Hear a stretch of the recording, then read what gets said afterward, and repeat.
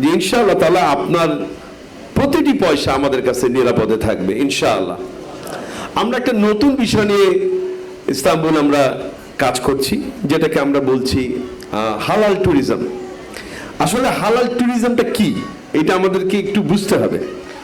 আমি একবার এয়ার ফ্রান্সে করে ইউরোপে যাচ্ছি, ফ্লাইটে ওঠার পর আমাকে প্রশ্ন করা হলো, ফুডের বিষয়টা যখন আসলো তখন জিজ্ঞেস করলা হলো যে নর্মাল ফুড না হালাল ফুড।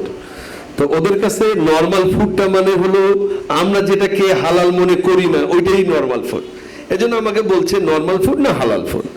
তা আমি স্বাভাবিক কারণে উত্তর দিলাম হালাল ফুড। বেশ কিছুক্ষণ পর দেখলাম আমি আর আমার দুই একজনকে হয়তো হবে এই ফুডটা নিয়ে এসে, হালাল ফুডের ভিতরে ছিল কিছু সালাদ, টমেটো, শসা, এই জাতীয় খাবার। এটাই হলো তাদের কাছে হালাল ফুড। তাহলে হালাল ফুডের কনসেপ্টটাও তারা পাল্টে ফেলেছে, আর হালাল ট্যুরিজম তো তাদের চিন্তার মধ্যেই নাই। আপনি দেখেন বাংলাদেশের বিভিন্ন জায়গায় আপনি যান, আপনি বিশেষ করে আমাদের ট্যুরিজমের সব থেকে বড় স্পট হলো কক্সবাজার, আপনি সেখানে যান, গেলে দেখবেন আসলে হালাল ট্যুরিজম শব্দটাই আমাদের মেমোরিতে নাই। আমি বেশ কিছুদিন আগে গিয়েছিলাম, আমাদের এই ডিরেক্টর টিম আমরা একসঙ্গে গিয়েছিলাম কক্সবাজার, যেটা আমার ভাই সম্মানিত এমডি তিনি বলেছেন আমরা আসলে অনেক কাজ করতে চাচ্ছি। আমরা কক্সবাজারেও আমাদের প্রজেক্ট এক্সপান্ড করার চিন্তায় আছি, আমরা জায়গা দেখতেও গিয়েছি।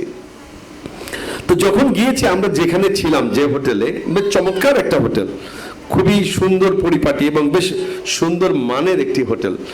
সেই হোটেলে একটি সুইমিং পুল আছে, বাট নারী এবং পুরুষ একই সাথে।